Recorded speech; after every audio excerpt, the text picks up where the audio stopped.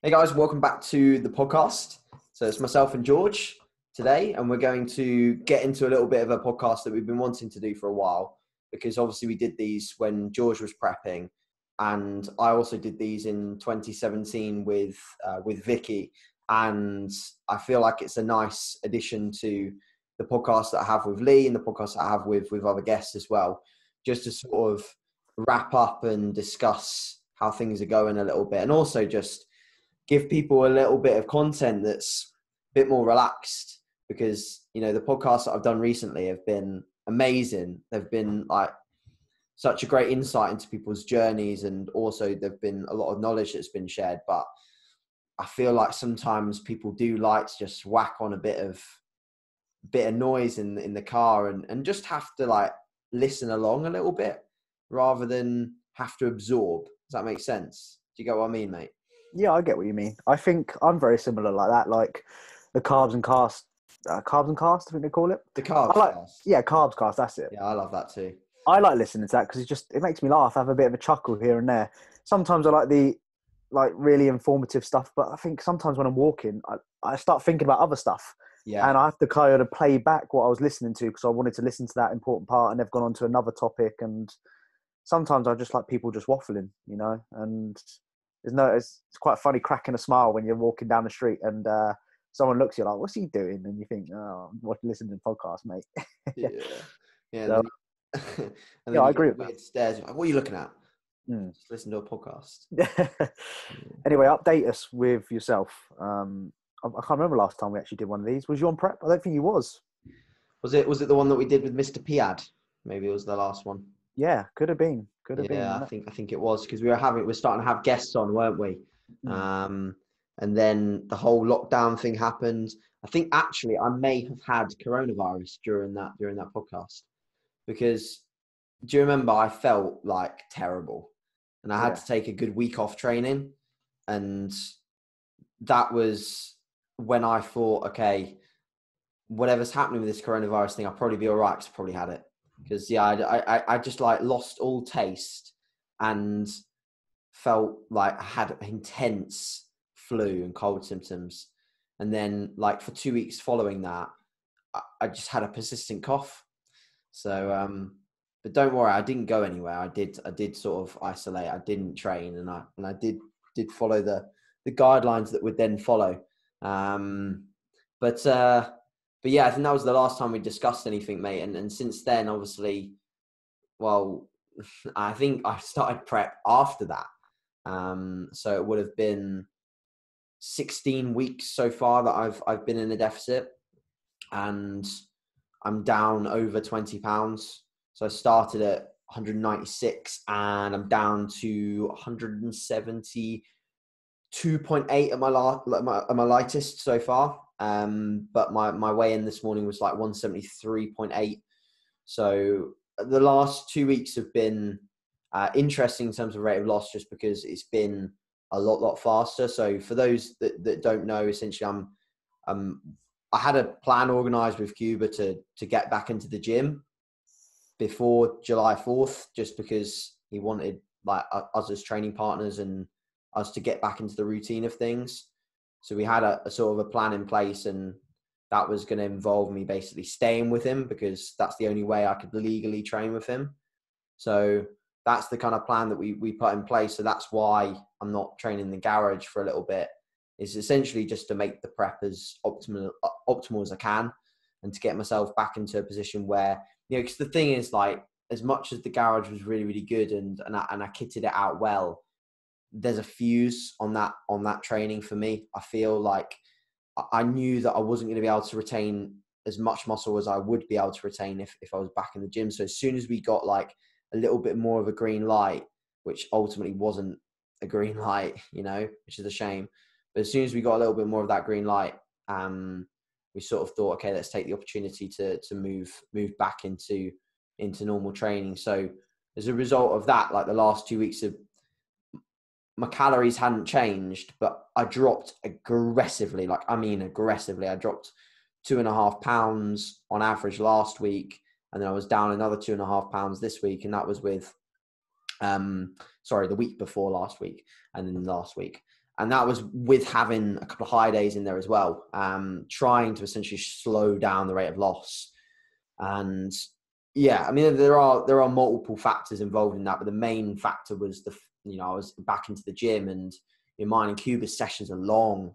You know what the sessions are like, don't you, George? Yeah, of course. Like we're talking 2 hours for a push day, talking 3 hours for a leg day. It's just not unnormal that the sessions last like, oh, that's not because there's loads of exercises. It's more just because it's the amount of time it takes for the warm-ups, swapping the plates around. When I was training in the garage, there wasn't much plates coming on and off, but with me and Cuba, there's a lot of, loading up a leg press, deloading a leg press, the caloric burn in the sessions, and also the sort of the energy, the post-exercise energy consumption as well after the training sessions was much greater, because just the general intensity is going to be higher when you have a training partner that's pushing you extremely hard, giving you force reps, etc. So that changed things a little bit. So my calories have gone up as a result, to sort of slow things down a little bit from the fat loss perspective, because my last check-in, I just really wasn't happy with it. Because whenever you drop aggressively in a diet, I'm sure you had a few weeks like this, mate, where you drop a lot and you're leaner, like you can see more detail and stuff, but because you've dropped so quick, you lost quite a bit of the pop. Yeah, and I kind of relate this to when you're in an off season and you hit like a new body weight quite quickly in off season. Like, let's say you had like a 5 guys or something, you hit a new body weight and it just looks wank, just looks rubbish. And that's kind of how I looked last week. And Cuba told me, it was like, you're expecting to look shredded as a result of dropping 2.5 pounds, but in reality, you've gotten leaner, but you're not at the point where I said this myself, I'm not at the point where I've earned that new low. Like, I need to sort of be at that new low for a little bit longer to almost earn it and be at that weight and spend time at that weight. And it's just like, being at the upper end of an off season, like I said, it's like the first time I hit 190, it looked crap. The more time I spent there, it started to look better and better and better. So from a training perspective, actually things have gone really well since getting back into normal sessions. Like, for example, I left the gym with 4 plates per side on the incline hammer strength for 9, and I came back to my first session and I got 8, and I've dropped 15 pounds since I did that. Well, 20 pounds since I did that. So I was surprised as well, mate. I didn't even know how I did it. I didn't really know how I did it at all. I was warming up, and when you expect like 3 plates to just feel like, I was expecting that. But I think the reason why it maybe felt good is because I was so used to trying to stabilize the fucking incline barbell and like wobbling around with it. I was so used to that having something stable was just unbelievable, and I could actually elicit so much more force, and I kept my strength through the incline pressing that things came back pretty well. So I was happy with that, because the main concern obviously when you're dieting is your pressing, and tends to sort of fuck off the quickest. And then like leg training and things like that was already going pretty well at home, but it's going pretty well in the gym as well. And then pull sessions, again, like my main movement at the moment is the stiff leg, and that's pretty much just retaining at the moment. At my top sets, usually 200 for about 6 and back off 180 for like 8 to 10. And from an expenditure perspective, so I've covered food, covered body weight, covered training. Expenditure perspective, I'm still just doing steps, I'm really not doing any direct cardio. And this is something that I think for you, George, like I'll definitely stick by the next time we do a prep, I think we could have spent a lot more time just doing steps and not having to get you on those stairs. And as much as we said in the moment, I remember a few of the podcasts where we said, you actually, like, your quads look good as a result of it. But then you look back at the pictures and you think, your quads were shredded, 100%. But they were they were small, man. You know, you really did take a lot of potential problem muscle off the legs by just hammering the fuck out of them on the stairs. And at the end of the day, like, what we're trying to do is make the prep as easy as we possibly can, and trying to just use as little tools as possible to get to the finish line. And I think for us, we maybe just used too many tools all at once, because we're going so gung-ho on being peeled. You got peeled, but I think, you know, just pushed it that little bit too far. And we've discussed this multiple times, but I think, you know, me going through a prep now is reminding me of all the mistakes that I could be making at the moment. I fucking chucking in your himbean and black coffee and going and walking, like going pummeling the stairs every morning. You know, it's not something that I particularly want to do just yet, whilst I'm still able to lose with just steps. So how many steps are you aiming for roughly on a train day, non-train day? Cool. So yeah, I track it with the Aura, and I get 10,000 on a training day and 12.5 on a rest. Nice. And So, I don't want to go above 15,000 really on either, if I can avoid that. I don't think I'll need to be honest. I think the next step for me, I was talking to Cuba about this, is trying to get, I can't get it anywhere at the moment. If anyone on the podcast knows where I can get it, that'd be fantastic. Is I want some Wasserburn, and I want to just put Wasserburn on my glutes and my hamstrings. And then I'll introduce like bike or Stairmaster when the gyms are normally open, and I'm back into my normal routine at home and stuff. Like I'll probably pop to the gym in the mornings and do some cardio, first, like really early, first when they open, crack out that early doors with some Yihimbine, and see if I can start to mobilize the body fat on my lower body a bit more without compromising my upper. Like I'll just do anything that's needed, obviously within natural limits, to get any direct fat loss off those areas. And I used Wasserburn with a few of my female clients last year on the glutes and the hamstrings, and it did definitely make a little bit of a difference. And even if it's placebo-y, like, you know, it makes the area warm and hot, and feel like you're burning fat from the area directly. So even if there's some degree of placebo effect, like I'll happily have that, I'll happily run with it. So yeah, that's sort of where I think it will head, mate. How about yourself anyway? Like, we're going for a mini cut phase at the moment. It's going pretty well. Give the guys a little bit of an insight into what's happening with yourself. Yeah, so week 5 of mini cut now. Started at 174 pounds, and now I'm down to 162.5 consistently every single day. Yesterday and today so far. So coming down nicely. Ideally, I think we both agreed that we'll probably get into the high 150s, I would say. Yeah. And obviously, as I'm starting to get leaner, we spoke about this, and I've been looking at myself a lot more recently and just noticing how I'm a very balanced person. I have to admit, like my physique, there's no real, okay, this is like beyond, like behind where your other muscle groups might be.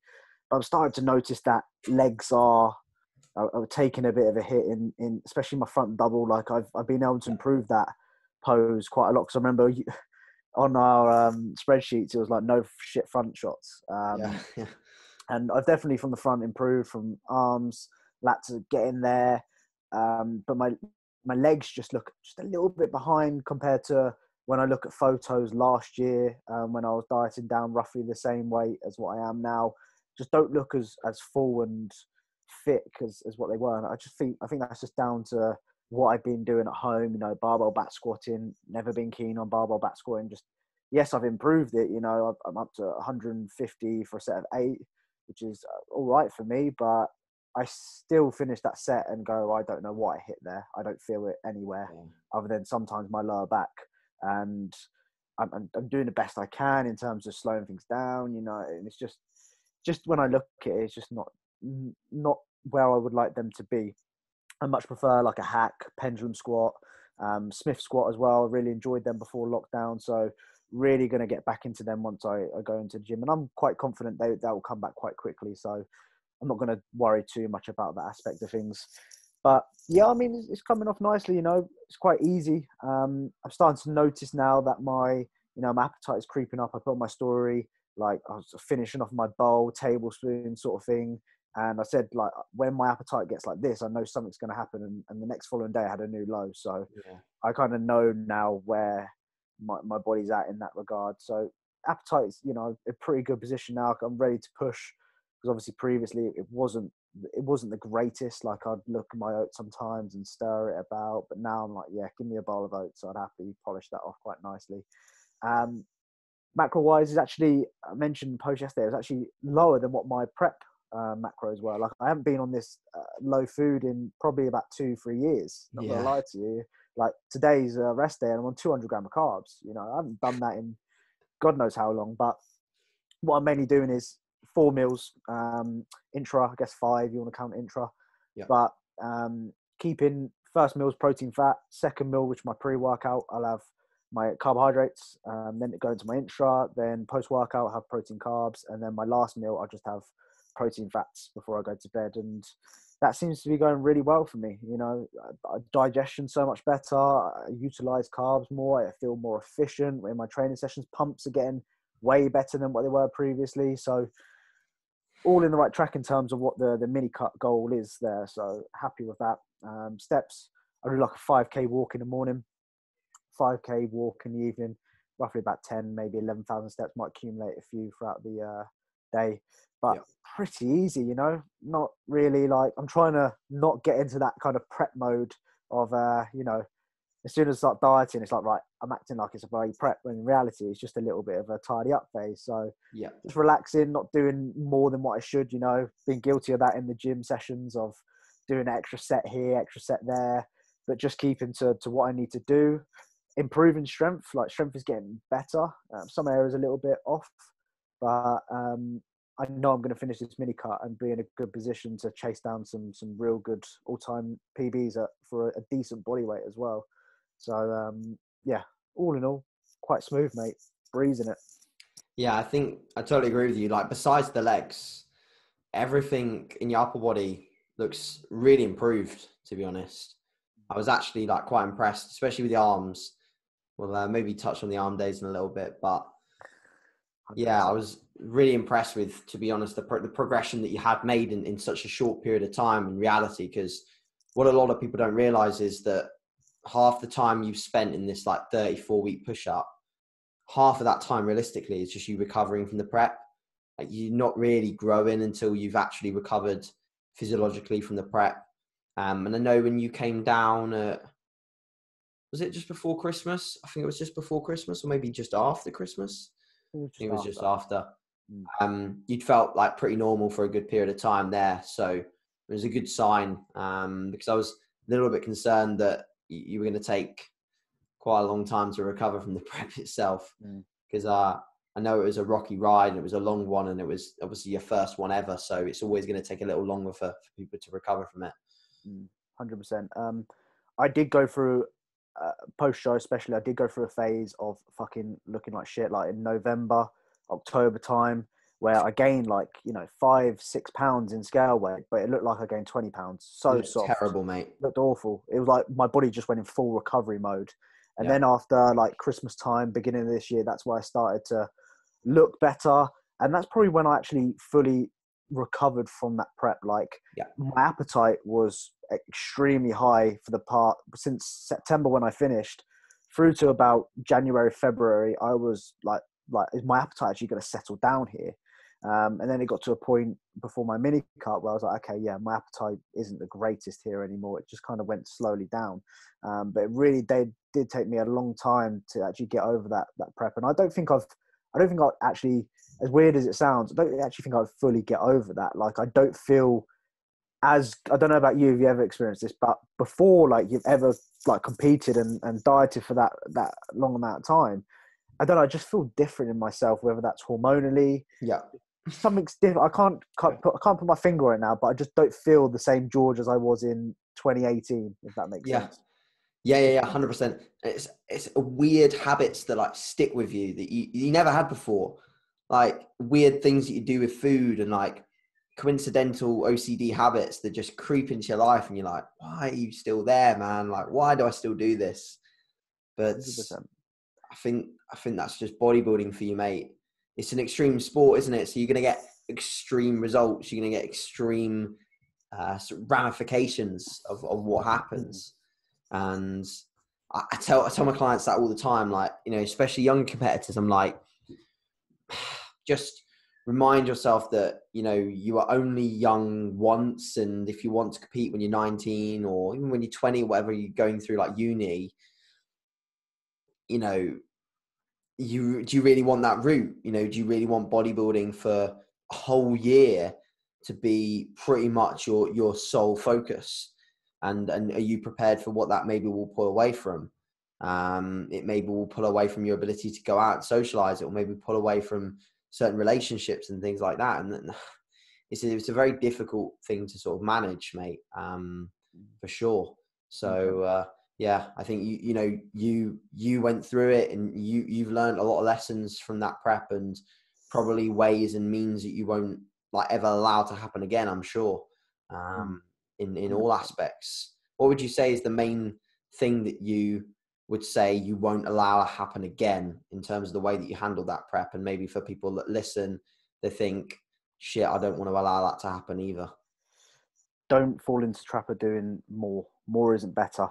Learn the hard way. Like, my mindset when I was in prep is like, okay, well, if I do an extra set, that means I'm going to be burning more calories. That means I'm going to be in a larger deficit. That means I'm going to lose weight. But that's great. But when it comes to you being shredded and, 6 weeks out or whatever it might be, pretty much ready to rock, it's not good.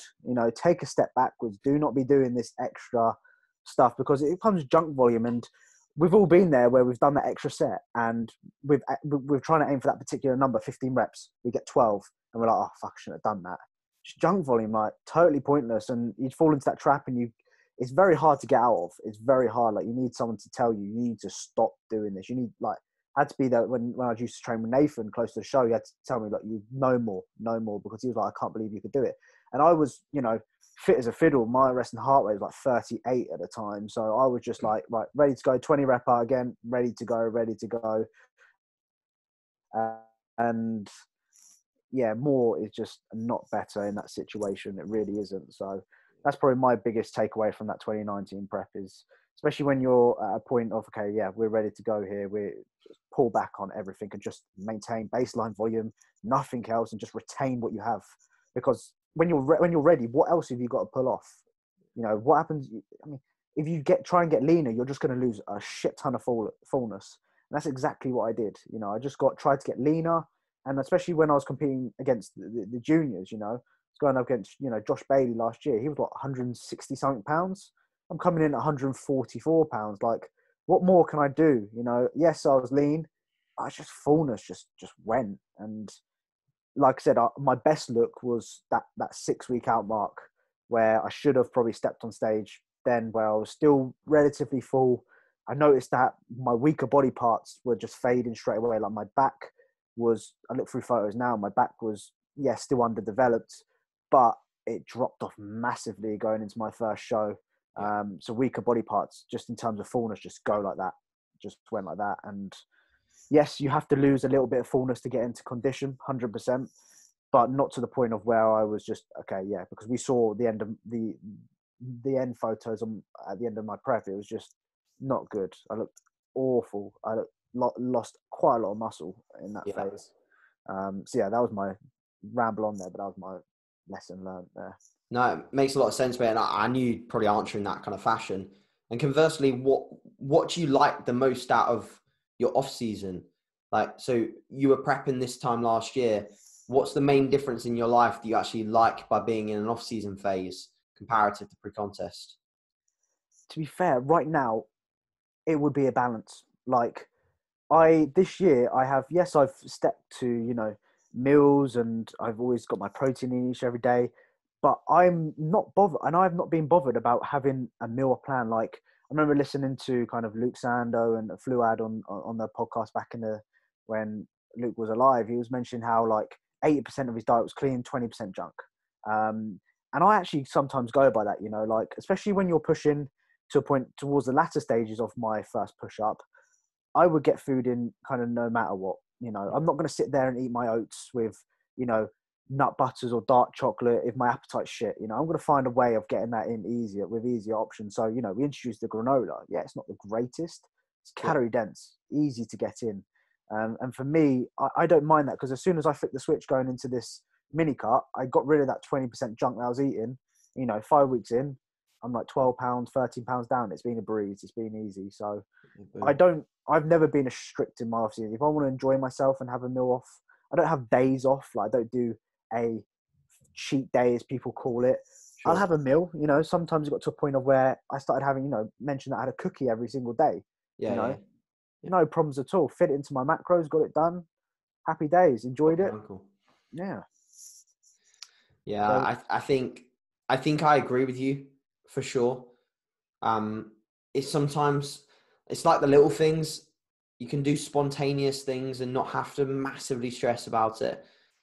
I think I've got better as a bodybuilder now. Like, if one thing like was out of my routine, like one thing affecting my routine, I would crumble in the past as a bodybuilder. same here. Like, big time. And I think what my 2-year off season taught me is that I can still be a good bodybuilder. I can still make a lot of progress, but I can also have like a bit of a life and a bit of a balance. And all, like, even if I've not got lots going on in my life, I can be a bit more relaxed with just what I do. And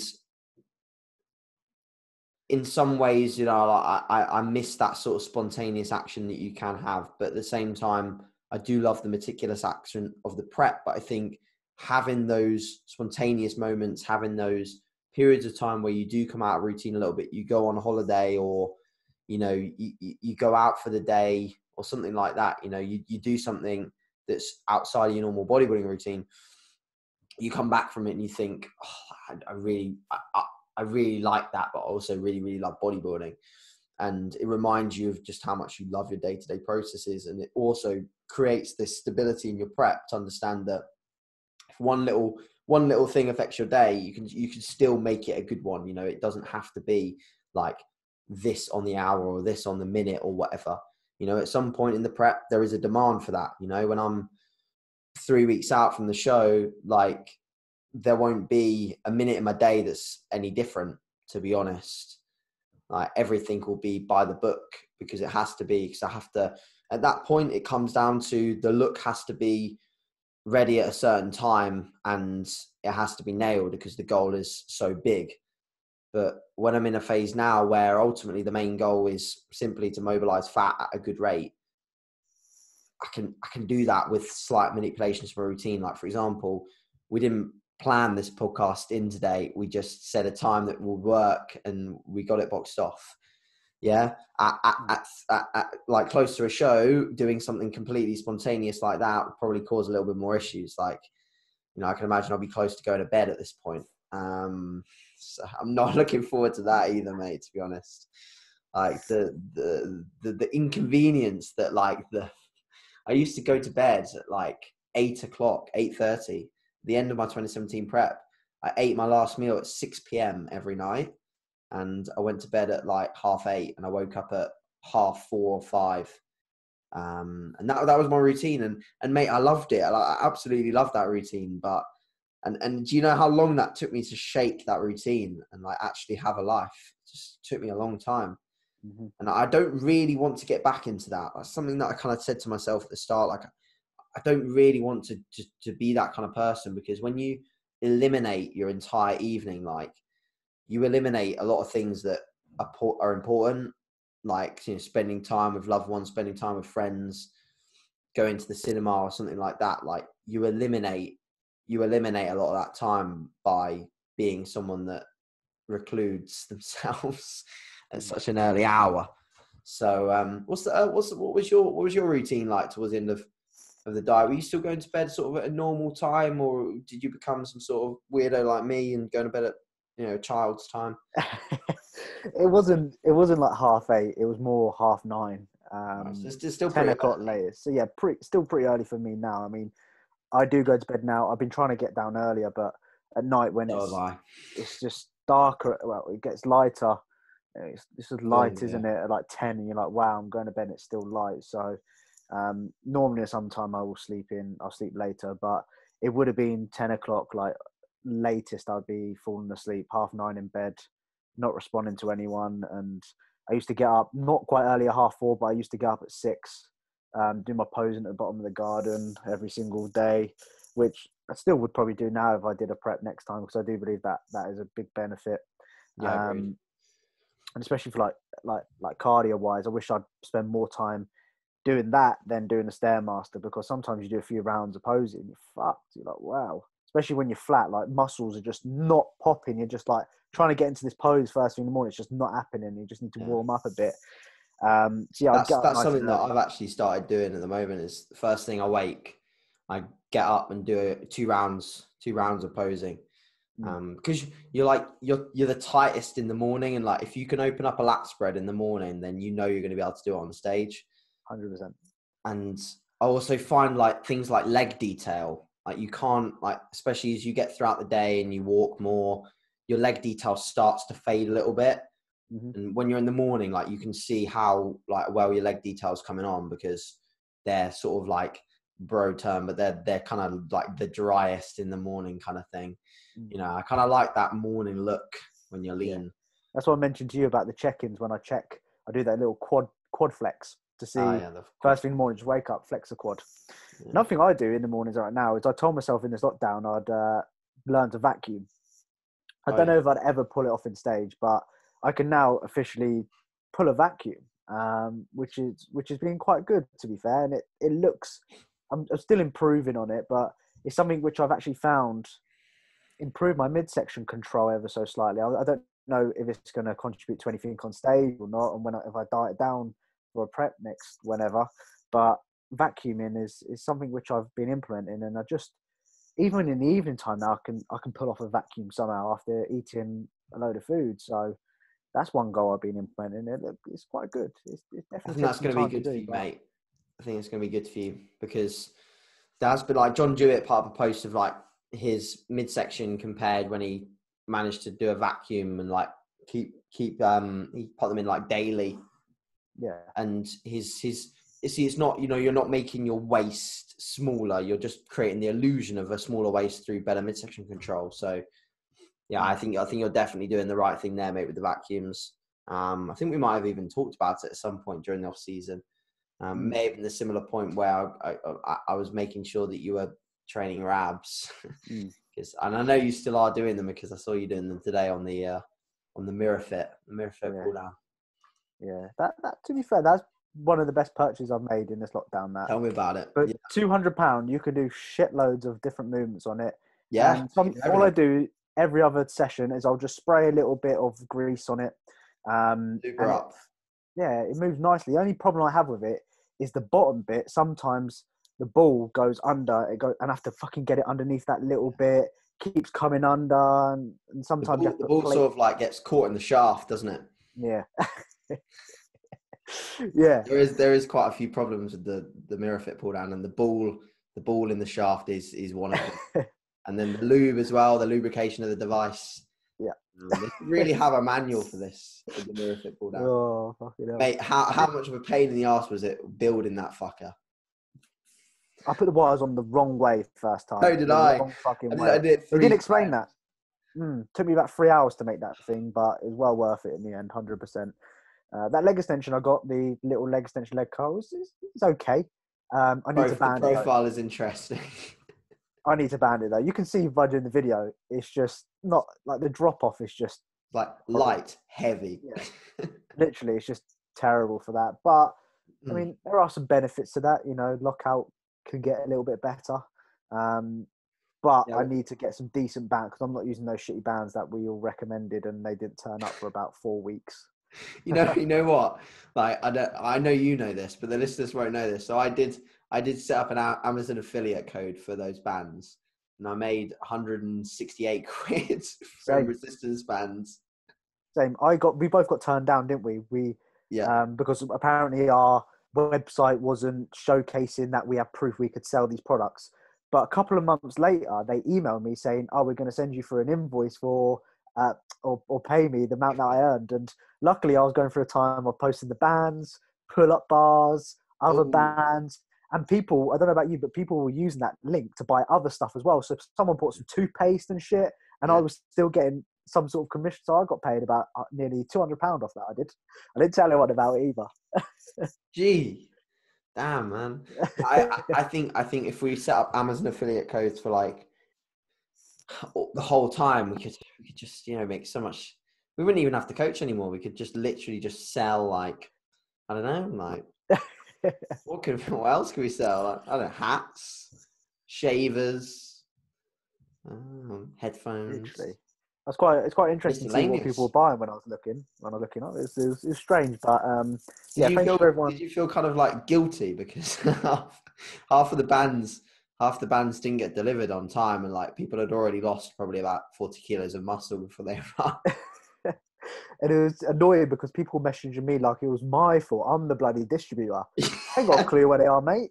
I'm Yeah, just yeah, waiting for yeah. my bands just like you. People are like, do you know I have a clue where these bands are? And luckily, the ones I linked up were all the way from China.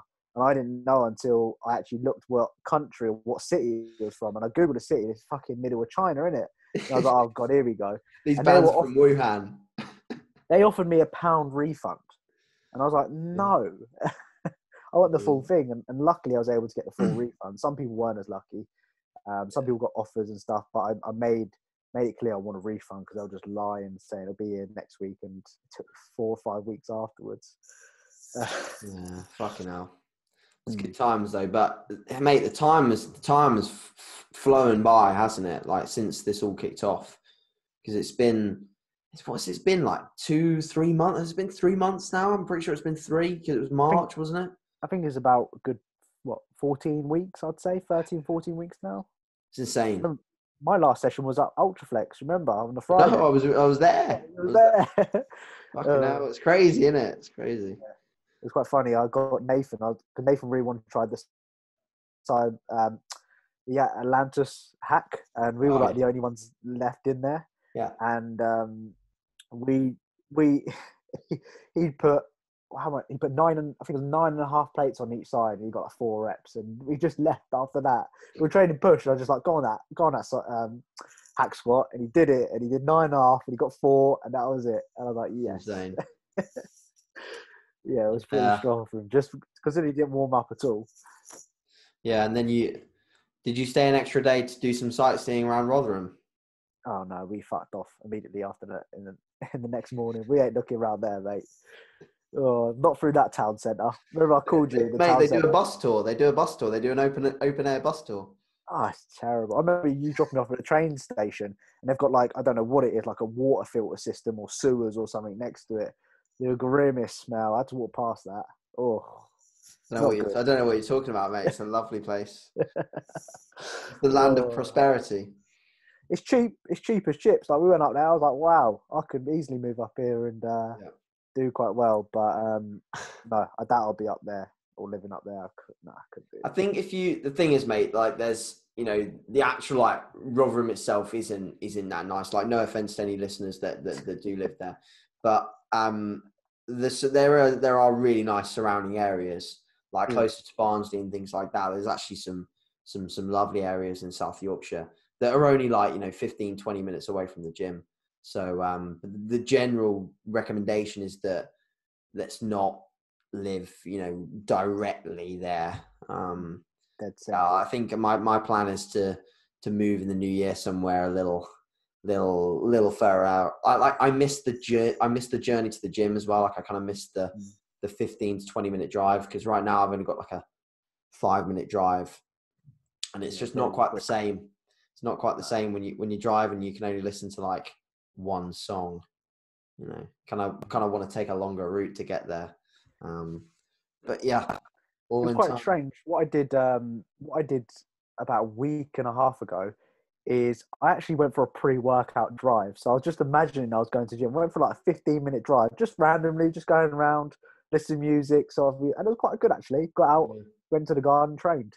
Because it's like sometimes, especially, I don't know, up north, if it's windy down, it's so windy up down here at the moment. I've never seen wind like it. And the last thing I sometimes want to do is train out in the garden when it's windy. Like I was doing walking lunges down the alleyway in my house. I was getting blown. I was like, wow, I'm going to get blown over it. And then on the way back, I was going to push head first on the floor from it. I was like, I can't be doing this shit, you know. I've had enough. You need more body weight, really, mate.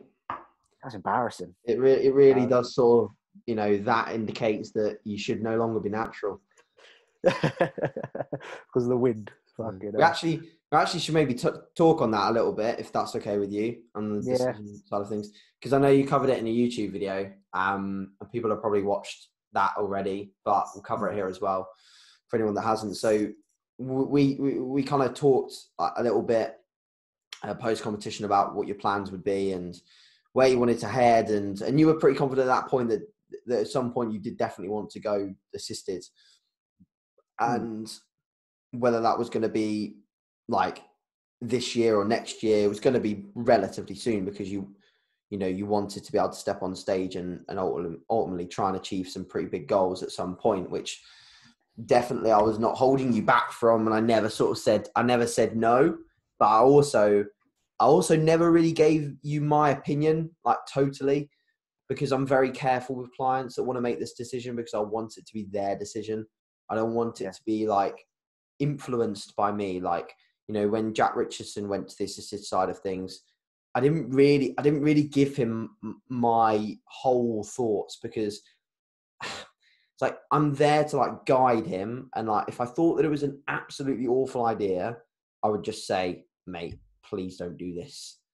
I'd honestly say that. But with you guys, like, something you and Richardson have in common is that you got an incredible work ethic. So if you did go assisted, you'd still work extremely hard, and that's a given. Yeah. And so that's why I never really said anything. But yeah, just sort of talk it through in terms of why you've changed your mind. So I spoke to you first about it, and we both agreed that post show or post prep or whatever, I kind of had a bit of a negative mindset towards natural bodybuilding. I was like, fuck this, fuck that, can't be bothered for this. And I was quite harsh about it in reality. And throughout the year, or the beginning of the year, I was like, yeah, confident about it. Just kind of when to take that step, because I didn't want to take that step whilst being a fat slob and, you know, going on gear. It just wouldn't make sense to me doing something like that. And throughout this lockdown period, I've kind of just had more time to think to myself. And I think, is that really what I want? Because I have some like really short-term goals. Like I do want to move out with the missus. Believe it or not, in the next couple of years, I do want children, you know, something which we both really want. Yeah. And I said this in my YouTube video, but people got the wrong end of stick. I didn't say by going on steroid or taking anabolic steroids, you're not going to have kids, because I did not say that at all. But it always comes with a risk. Everything like that always comes with a risk, and you never know. And for me, I don't want to jeopardize that just yet. If I've got kids already, I'd have done it, you know. But I do want a family. And for me, bodybuilding is my life. But also, I, as well as that, I have a life outside of that, and I have other goals, as well as, you know, being whatever on stage and being a pro or whatever. I do want a family. I do want to, you know, move out. And my thought process is, I'm still only 23. Let's be honest. You know, Ronnie Coleman, they say he first started taking gear when he was 30, apparently. So there's always time, you know, for this type of thing. And I just want to get some sort of other goal out the way, if not out the way, or achieve some other goal. And then when the time comes, because let's be honest, you know, I only done one season naturally. And in my opinion now, when I think about it, yes, I wanted to win, but, you know, in your first season, getting, you know, invites to the finals and every single one, you know, being very, very close to winning a qualifier, you know, I kind of want to do some sort of comeback and say, look, you know, make my goal in 2022 to actually win a fucking qualifier at least, you know, because I do believe I have potential to do that. Yeah. I really do. And I was quite negative when I did finish my show. I was like, nah, fuck this, I can't be bothered anymore. And you know, after my shows, I'll just not talk to anyone, just go like pissed off with myself, I'd cry in the car and shit. And that's it pretty much. Like, I just want to be able to do some personal goals first, you know, work on my business, build that up to a point of where, okay, yeah, this is going really well. Save up for a mortgage is something which I'm really doing right now, because I do want to move out soon. You know, I do want to grow up and get on with my life in that aspect. And then when the time comes to potentially go down that route, you know, I'm more than open to do it, and I will eventually. I just want to, you know, not jeopardize anything at all. I really don't, because I love my missus to pieces. I love us. I love everything about us, you know, and I don't want to jeopardize that at all, because I make some sort of little decision which could impact the rest of our lives. And I really don't want that. It's not worth it for me. So if I have kids, I'll do it. I don't know how many kids I want, to be fair. I've said 2. 10 Mrs. of said, them. Mrs. wants 3 or 4. I'm thinking, Christ, what's going on here then? Mate, A you lot. better have some strong Um, swimmers. I was going to say, like, we might have twins. Like, our sisters are twins. I'm a twin, so you never know. Um, but yeah, I'm just going to take it by kind of year by year at the moment. Yeah. And I've made, like, hopefully next year or year after is probably one is where I want to take a step. And, you know, 25, I'd like to have a little one, believe it or not. Fuck yeah. Which is Mate, very I massively admire your mindset there, and I think you you've thought through like life very, very well, and you've taken like some really, really good decision making processes there. And I think what's important for the listeners to understand is how mature those actions are, like very, very mature. And there's a lot of immature actions that people can make, and you've done a really, really good job there to avoid some of them when it comes to, like, moving on to something that you want, but it's just for yourself. It's like a very selfish action.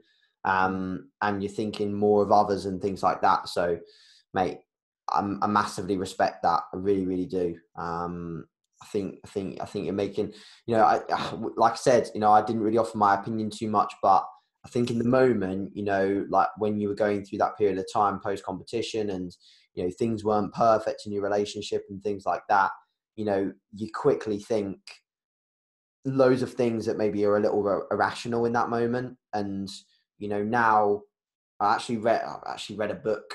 It's like the sequel of The Subtle Art of Not Giving a Fuck. It's the I'm sequel of reading that. And yeah, so I highly recommend it. It's really, really good. And Mark Manson talks about how you'll go through certain decisions in life with either the feeling brain or the thinking brain. And like the feeling brain will think like immediately upon reaction, like to something. So for you, post show, you will think, I've lost. Well, you haven't. You came second a lot.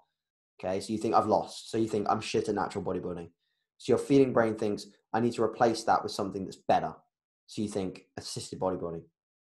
That's it. That was your thought process, and that made total sense. But in that moment, you're not using your thinking brain. Like the feeling brain is driving the car, and the thinking brain is in the passenger seat, and it's thinking, where the fuck are we going? And then at some point, you're going to fucking crash, and shit's going to happen, and then you're going to regret that. So, that's the journey that you were going on, and I was just letting you go on that journey. And like, if you'd have decided to go on assistance, you would have probably still been able to at some point have kids, move out, or do all of these things. But I think actually listening to the podcast with Josh and Thomas TM Cycles on the Revive Stronger, where they talked about like the cost of things, and obviously like me being closer to Cuba and like understanding the cost of things in terms of like how much things actually cost when you go down that route. It's not cheap. It's not cheap to prep for a show when you're assisted. It's not cheap.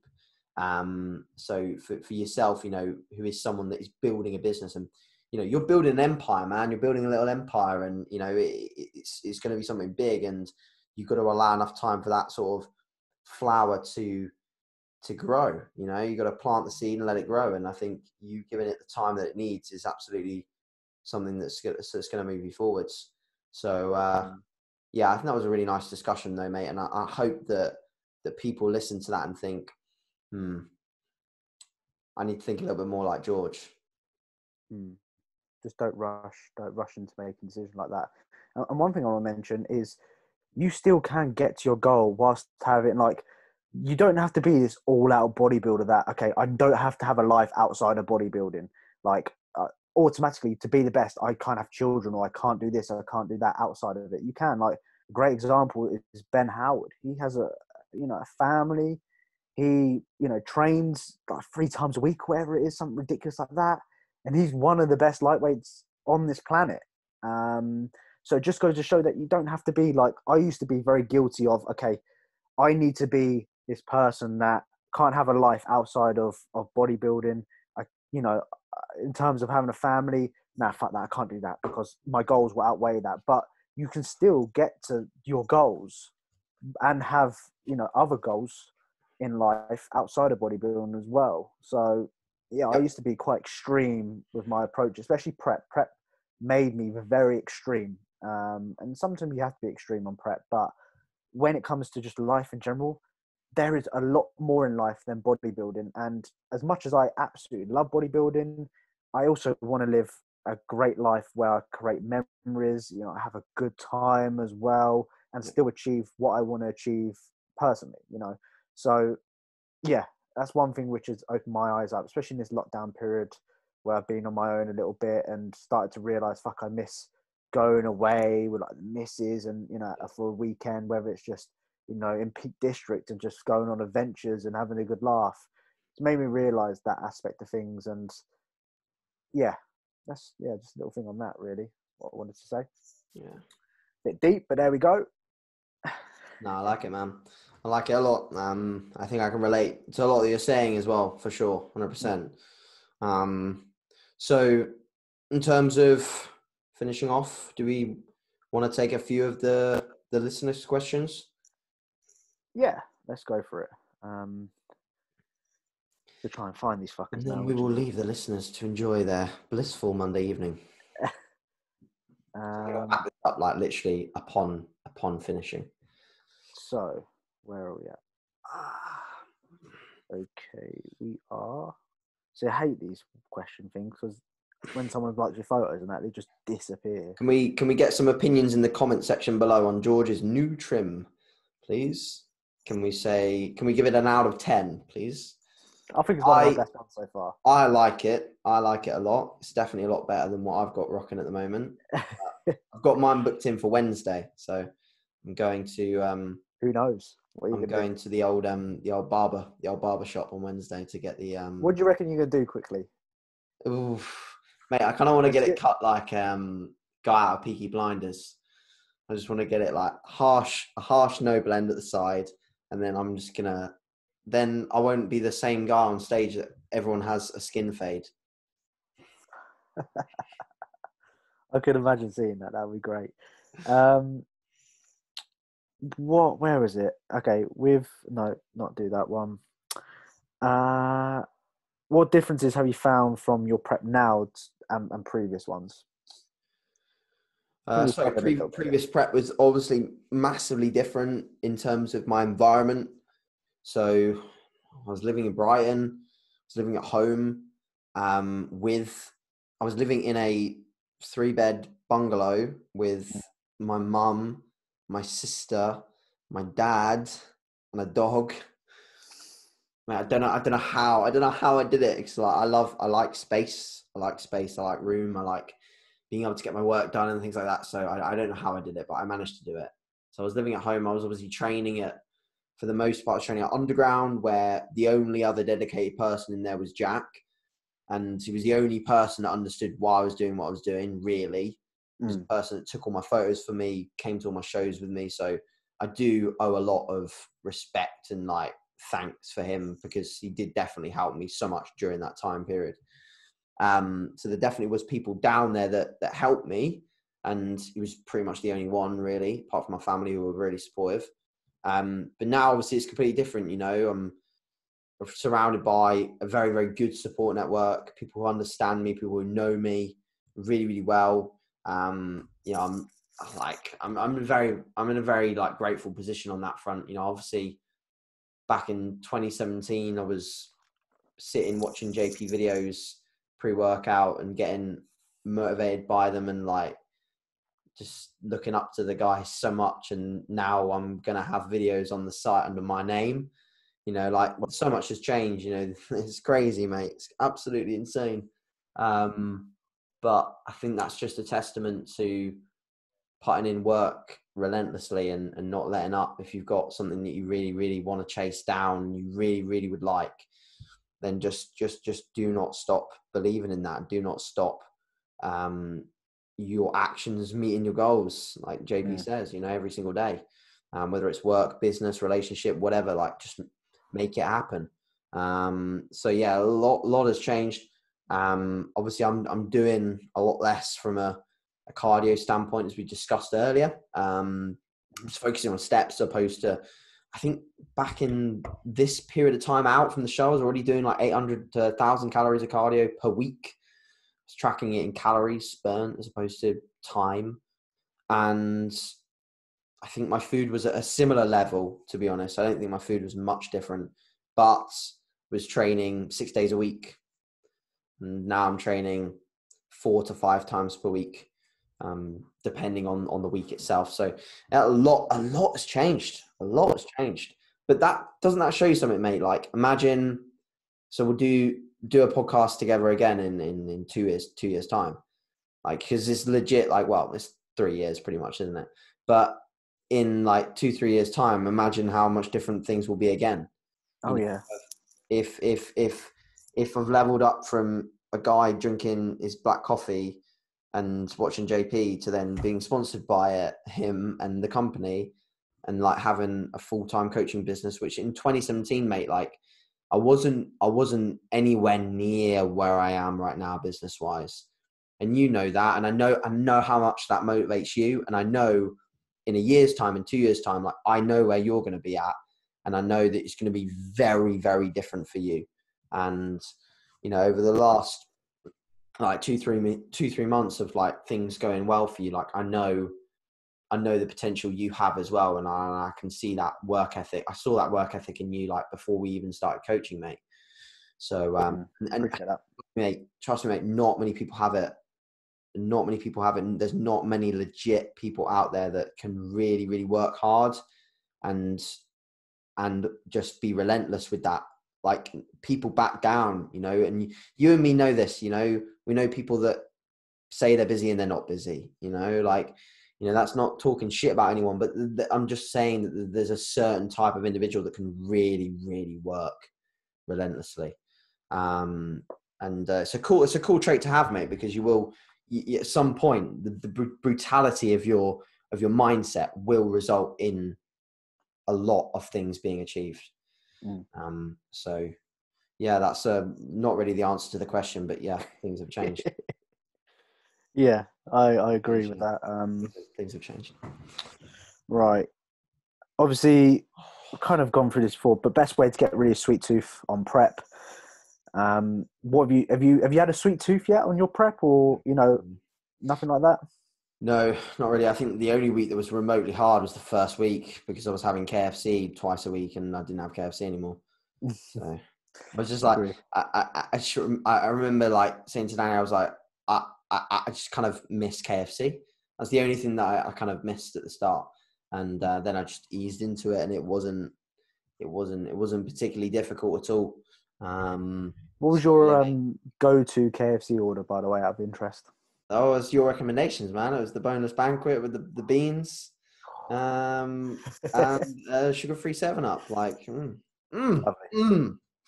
Don't, because you're don't tempt me. Don't tempt me. Go to the diet, man.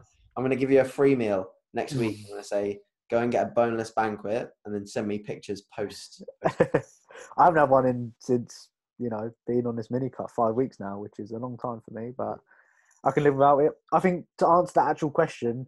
I think I've actually made a post on this. I think I've actually read a post that you've made on this before about, you know, in a prep, keeping to more bland foods. And not go for these foods, which, you know, something I experienced in my prep last year was when I had my oats and dark chocolate pre-workout, I was like, yeah, give me a box of chocolate. I'm going to finish it, you know, sort of thing. And I took it out and implemented potato, which actually did help. Something I wish I avoided, was the 10 cal jellies. I mean, I remember you the starting them, and I was like, that's a slippery slope. yeah, and it started having like 3 a day, ridiculous Yeah, fuck amounts, me, and not a good idea, it's man. just not good. Whereas if you keep to plain bland foods, it's just way like right now. My food is fucking boring. Like people moaning the other day on my other video about not putting seasoning on my chicken. I mean, a little bit extreme to that extent, but it's bland, it's boring. You know, it gets the job done. I don't give a fuck what I eat. You know, it just does the job. And I think sometimes that's what you need to think instead of what I, sometimes did in prep is bloody kilo of water in my oats. What's that about, George? What's that? Like I put 100 grams of cream of rice in. I weigh out how much water. It's like literally 300 milliliters of water, 400 milliliters sometimes. Nothing compared to what I was doing on prep, and it just better digestion, less food focus because you're always going to be hungry. The hunger's always going to be Yeah. there, but you just have to learn to appreciate it. Because what I remember back when my appetite was fucking hideous at uni. When I woke up first thing in the morning, I couldn't even stomach breakfast. You know, that's what I think about. So it's always going to be there. You're not going to feel full regardless of how much fruit and veg or whatever you put in your stomach. Learn to appreciate it, and yeah, get on with it, sort of thing. So. Have you Yeah, tried the new Train by JP cream of rice? I haven't yet. You need I to, haven't. mate. Just to Hopefully sort of add a supplement it. caveat to that, the cream of rice from Trained by JP Nutrition is just a complete game changer.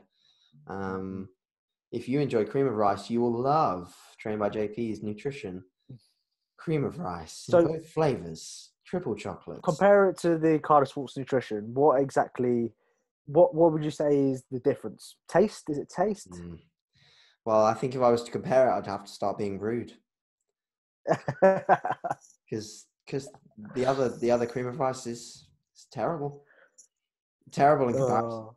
No, I'm joking. To be fair, when it was about to come and when it got released, like I said to Cuba, I was like, it's just going to taste the same as all the others, isn't it? You know, that's what I said to her. I said it's going to taste the same as all the other cream of rices. It tastes a little bit of the flavor of the cream of rice, yes, like biscuit, whatever it is, and then mostly of sand. It's like literally scooping sand off the beach and putting it in a bowl and mixing some whey with it. That is cream of rice. Yeah. So that's what I was concerned about, really, to be honest, is that it would taste like a sandcastle. But upon eating it, I was shocked, surprised, in fact, at the taste and the quality of the cream of rice. I was really quite blown away by the taste, and the mixability as well is phenomenal. Like you mix it with hot water from the kettle, and legit you don't have to microwave it to get good volume. Like I can make dieting volume cream of rice with just the kettle in a minute. So in terms of preventing you from standing at the microwave for about a year, like some people do at Thorburn, to make your cream of rice, you could just literally just pour the kettle on it, which I'm sure Jack is listening and thinking, because he probably will make the cream of rice way better than me. And to be honest, the other cream of rices, I was probably just making them wrong to make them taste horrible. So must admit, if you like the other ones, then go for it. But I do urge you that upon your next order of cream of rice, you do give it a shot, because I wouldn't say that something's different unless it actually is. And I've been having the other cream of rices for a long time post-workout. And to be honest, I didn't even know why I was having them because I never really enjoyed them. I just ate it. And now I actually look forward to the meal, which is always nice when you're dieting, to sort of have something that finish a workout and you're like, tucking into some cream of rice rather than some flavored sand.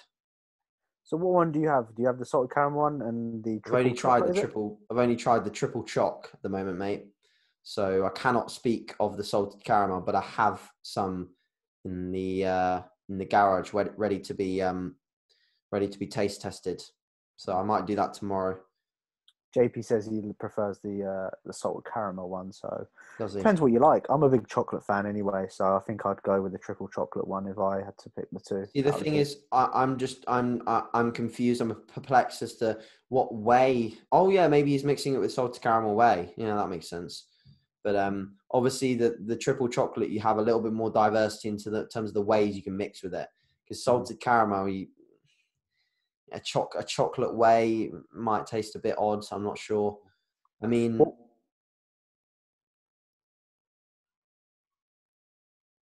sorry mate, you froze. What whey are you using at the moment? I'm using the JP isolate in salted caramel for some things, and then the chocolate for the cream of rice. Yeah, Nice, good stuff. So and it's good. It's a good way. It's but then again, like I'm not gonna lie, it's a high quality whey, but there's loads of other high quality wheys on the market. But it's still a high quality whey. Don't get me wrong. But the cream of rice, when I'm talking about, honestly, it is different. It is like they've made it in a factory where there is no sand and there is only cream of rice. Well, hopefully after this, people go and buy it because you've said that. If I think they people will. I want to don't try go and buy it after this podcast, there is something wrong with them. Fuck's sake. So, one more question. We'll see if we can get one decent question. Not, I've lost my bank card.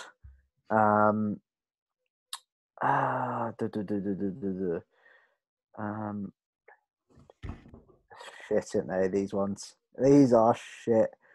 Okay, is there a positive you've found being in lockdown with training and nutrition? Any positives from that? Positive.